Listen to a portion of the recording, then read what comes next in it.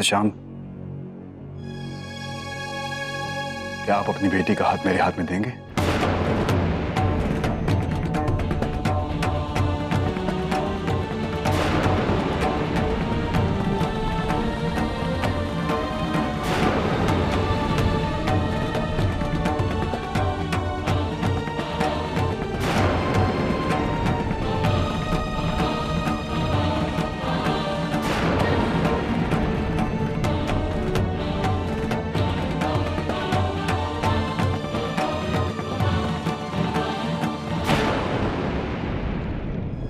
मैं आपके परिवार से जुड़ना चाहता हूं मिस्टर श्याम।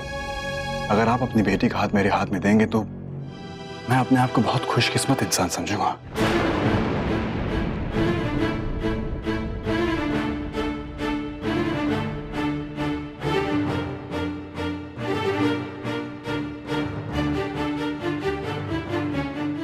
मैं आरुषि के साथ अपनी तमाम जिंदगी गुजारना चाहता हूं मिस्टर श्याम।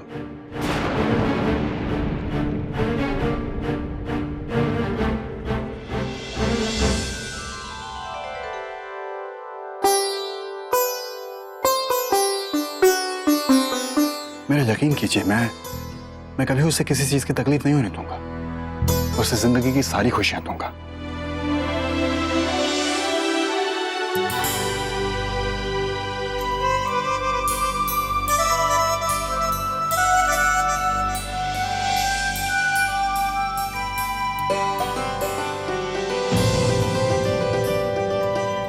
मैं मानता हूं कि ये छोटा मुंह और बड़ी बात है, क्योंकि आप एक उम्र दराज इंसान हैं।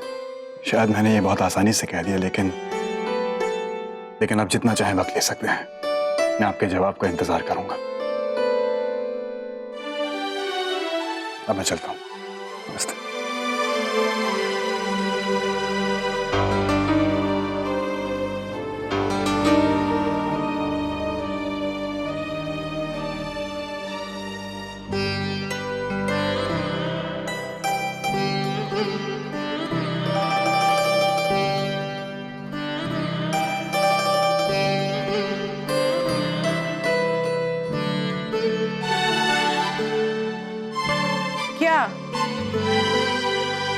क्या हुआ? आप लोग हमें ऐसे क्यों देख रहे हैं? अब हमें इस बारे में कुछ नहीं पता। अब ये सब क्या, हमें नहीं पता।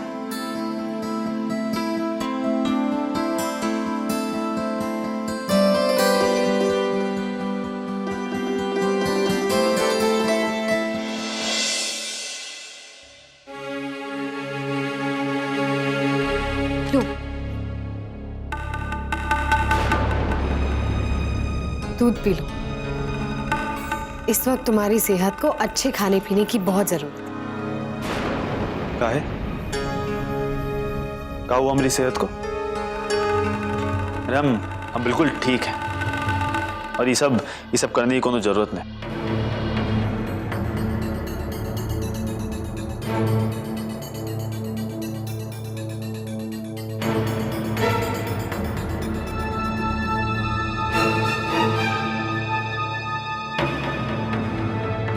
ठीक हूँ मतलब? अपने शरीर की हालत देखिए, इतने कमजोर हो गए हो तुम। लो पी लो। देखो जिद मत करो। जिद तो तुम कर रहे। अरे का जरूरत है ये नेचो दिखाने की? अब अम्मा घर में नहीं है तो क्या तुम अब अम्मा बनने की कोशिश करोगी?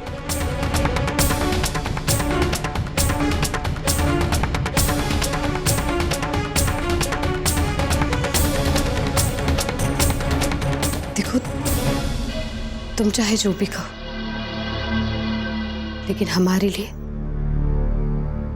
तुम्हारी खुशी सबसे पहले है और सबसे जरूरी भी। और जब तुम हमारे साथ खुश हो ही नहीं तो फिर हमें बचाने की क्या जरूरत थी? क्यों नहीं मरने दिया हमें? ये जो कुछ था वो इंसानियत के नाते था। सिर्फ इंसानियत के नाते?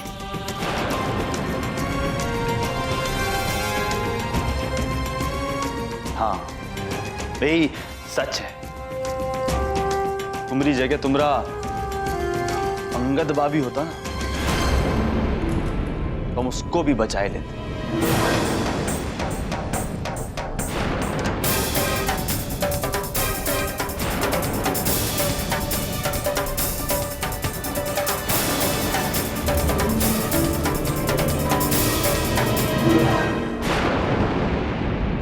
प्रतिज्ञा,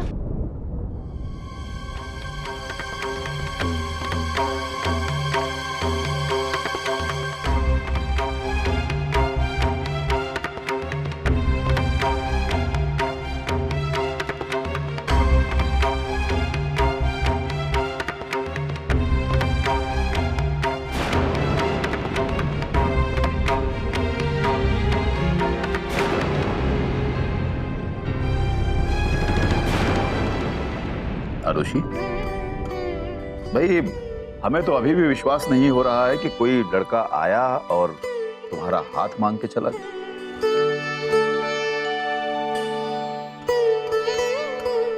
वैसे तुम्हारा इस बारे में क्या ख्याल है? देखो बेटा, सोच समझ के जवाब देना, जिंदगी भर की बात है। अगर किसी भी तरह की कोई आपत्ति हो तो वो हमसे कह देना।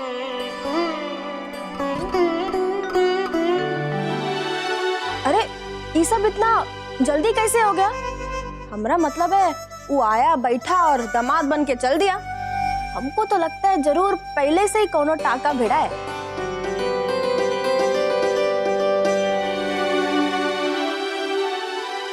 चुपके चुपके प्यार प्यार का खेल खेल रहे थे दोनों, हैं? अरे कोमल, भाभी, हमारे घर में हमेशा हर एक को इतनी आजादी मिली है कि कोई भी काम ना चुपके चुपके करने की जरूरत नहीं है। ये बात तो है। अब देखो ससुर जी, जो होता है ना अच्छे की खातिर होता है। अरे तुम्हारे जेल जाने का कितना फायदा हुआ? अरे दामाद ढूंढ लाए, रूबी ऐसा कि खुदा ही रिश्ता मांगने आ गया।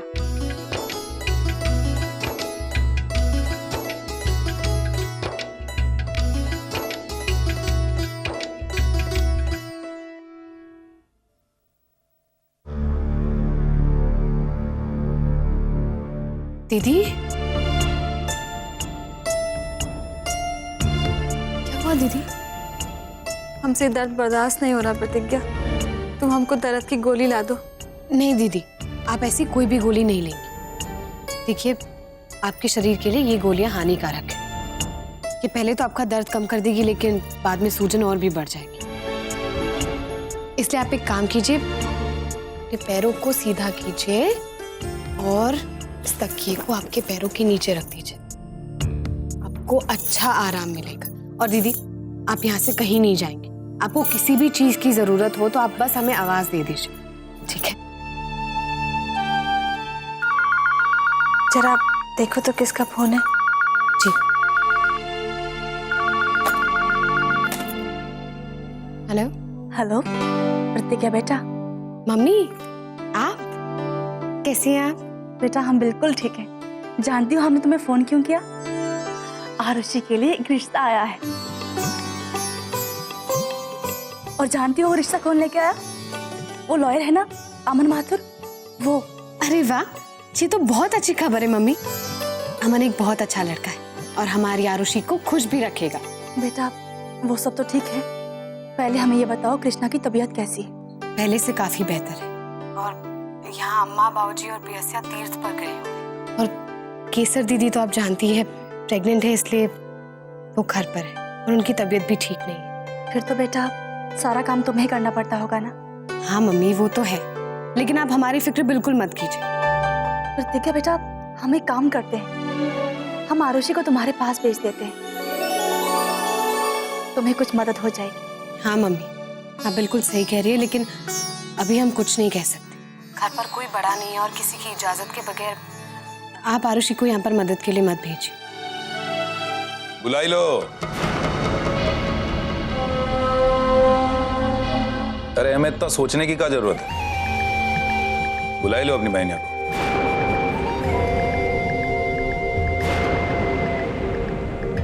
ऐसे वक्त में घर के लोग ही तो काम आते हैं। हाँ, बुलाई लो।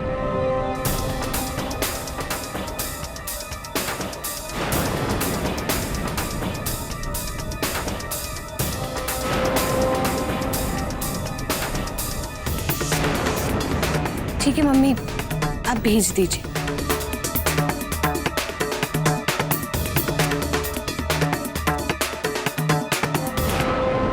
ठीक है जी।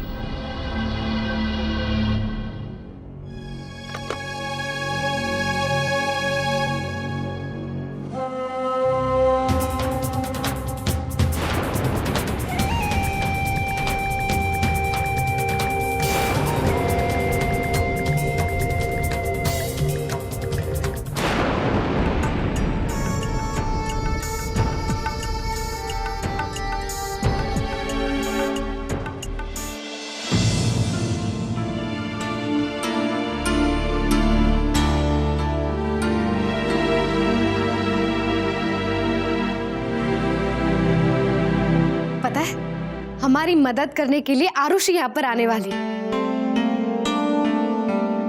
और एक और अच्छी खबर है, अमन ने आरुषि के साथ शादी का प्रस्ताव भी रखा है। अमन एक बहुत अच्छा लड़का है, आरुषि को बहुत खुश रखेगा और दोनों की जोड़ी खूब जमेगी।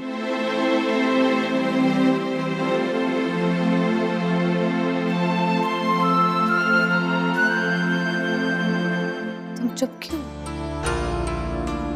तुम्हें खबर अच्छी नहीं लगी क्या? हम कौन होते हैं जो अच्छे बुरे की बात करें? अरे तुम पढ़े लिखे लोग हो, रूबी तुम्हारे जैसा पढ़ा लिखा है, जैसा परिवार प्रोफेसर साहब को चाहिए था वैसा है, तो फिर तुमको तो खुशी होगी, तुम सबको तो खुशी मिलनी चाहिए।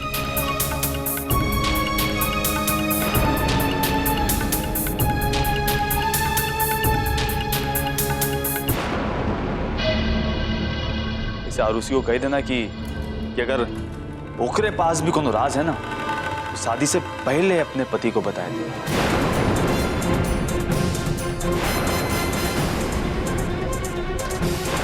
उनको अंधेरे में ना रखे। काहे कि आदमी जितना भी पढ़ा लिखा हो अपने साथ बेवफाई बर्दाश्त नहीं कर सकता।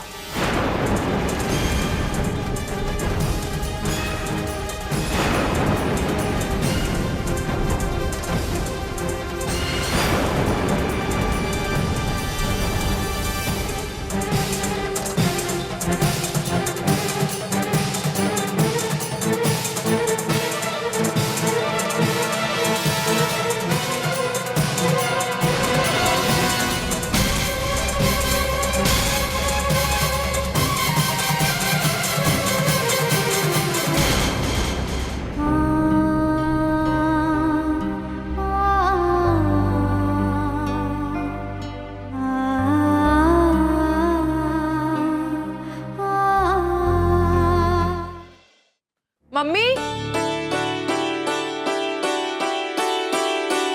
क्या बात है, आपने हमें बुलाया? हाँ बेटा। आरुषि बेटा, हम ये कह रहे थे कि तुम कुछ दिनों के लिए प्रतिज्ञा के ससुराल चले जाओ। वो क्या है ना, उसके सास ससुर और पियासिया तीर्थ पे गए और केसर पेट से है, तुम तो जानती हो। कृष्णा की देखभाल करना, पूरे घर को संभालना उसके लिए मुश्किल हो जाएगा ना। तो हम चाहते हैं कि तुम उसके पास जाओ और उसका ध्यान रखो और उसकी मदद करो। हाँ मम्मी, हम जरूर जाएंगे। वैसे भी इतने दिन हो गए, दीदी से अच्छे से बात भी नहीं हुई। दीदी से ढेर सारी बातें करेंगे हम। अरे ये सब तो ठीक है कि ये प्रतिज्ञा भौजी की मदद करने जा रही है, लेकिन इतनी भी मदद मत कर देना कि कबाब में हड्डी बन जाओ। भाभी,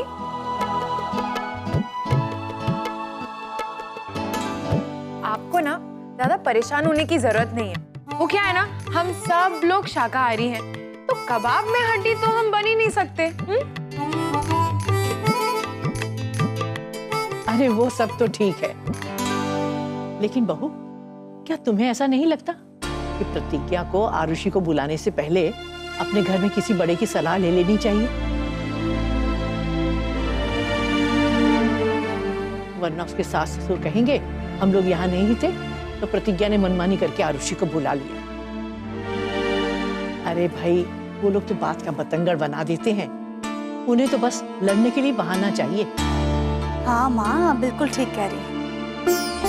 पर हम जब उससे फोन पे बात कर रहे थे ना, तो शक्ति ने सब बातें सुन ली थी। तो उसी समय उसने इजाजत दे दी कि वो आरुषि को बुला सकती है। अच्छा,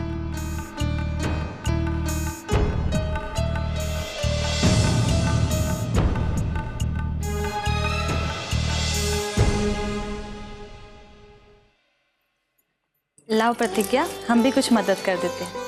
अरे दीदी, आप उठकर यहाँ क्यों आ गए? हमने आपको आराम करने के लिए कहा था ना। अगर आपको किसी भी चीज की जरूरत थी तो आप हमें ही आवाज दे देते, हम खुद ही आपके पास आ जाते। जाइए आप जाकर आराम कीजिए। हमने बहुत आराम कर लिया प्रतिज्ञा, इतना आराम करने की हमको आदत नहीं है। ये लिए तुम हमको भी कुछ करने दो, अब हम बिल्कुल ठीक हैं। प्रतिज्ञा, वो कहे कि हम कह रहे थे कि घर में इतना ज्यादा काम भी नहीं है जो तुम आरुषि को बुला लो। एक काम करो, तुम उका मना कर दो, हम दोनों मिलके घर संभाल लेंगे। आप दीदी, आप बेवजह ही परेशान हो रही, और वैसे भी हमने आरुषि को नहीं बुलाया है, वो खुद ही आना चाहती है और उसे मिले हुए भी बहुत दिन हो गए। सही तो कह रही है।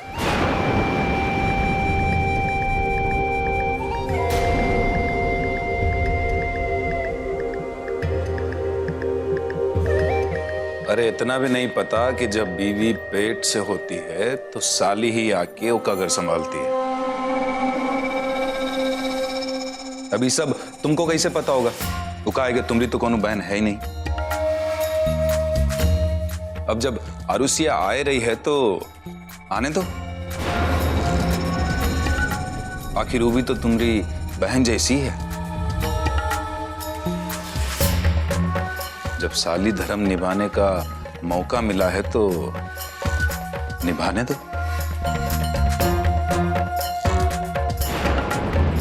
चलो तुम चल के आराम करो। हैं, चलो तुम चुपचाप अपने कमरे में आराम करो।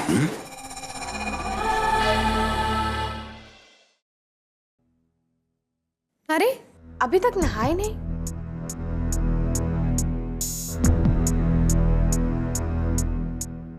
अगर नहा लेते तो सर का भारीपन भी कम हो जाता और फ्रेश हो जाता। कोई बात नहीं, नहाए तो क्या हुआ? हम तुमसे ये नहीं कहेंगे कि अगर नहाए नहीं तो खाना नहीं मिलेगा। एक मिनट,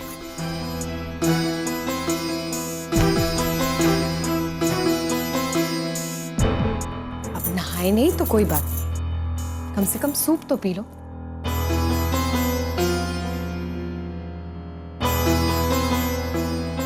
चलो अब मुंह खोलो। रहने दो, ये दिखावा करने की कोनो जरूरत नहीं। वहां रख दो, हम खुद खा सकते हैं। ये हम जानते हैं कि तुम खुद खा सकते हो, लेकिन अगर हम खिलाते तो? चलो अब अच्छे बच्चों की तरह मुंह खोलो, आ करो, पी लो, आ करो।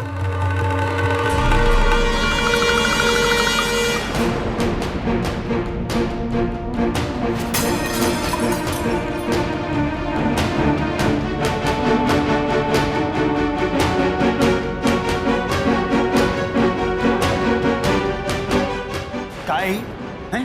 इतना घटिया स्वाद। अरे ऐसा खाना तो जानवर भी ना खाए। घटिया।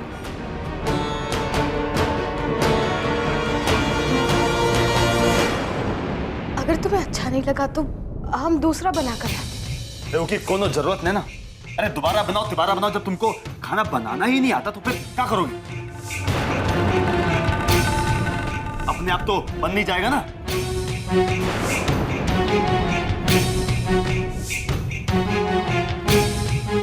कृष्णा, तुम ऐसे क्यों कह रहे हो? तुम्हें तो हमेशा ही हमारा खाना अच्छा लगता था, अब अचानक क्या हो गया? अचानक कुछ नहीं होता, कुछ नहीं हुआ। पहले तुम्हारा खाना हमको बहुत अच्छा लगता था। हम अंधाए गए थे ना, अच्छा बुरा सही गलत कुछ तो दिखाई नहीं दे रहा था। लेकिन अब हमारी आंखें खुल गई, अब सब कुछ साफ साफ दिखाई दे रहा है। नहीं खाना हमको कुछ। अच्छा तो हम कुछ और बना कर लाते। देखो तुम्हें दवाइयाँ लेनी है और दवाओं को खाली पेट नहीं लिया जाता है।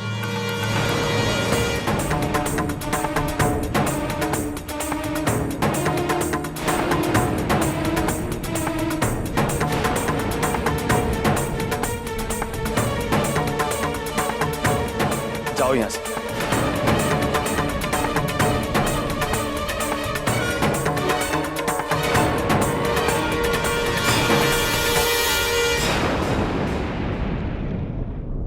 प्रतिज्ञा बन जाए।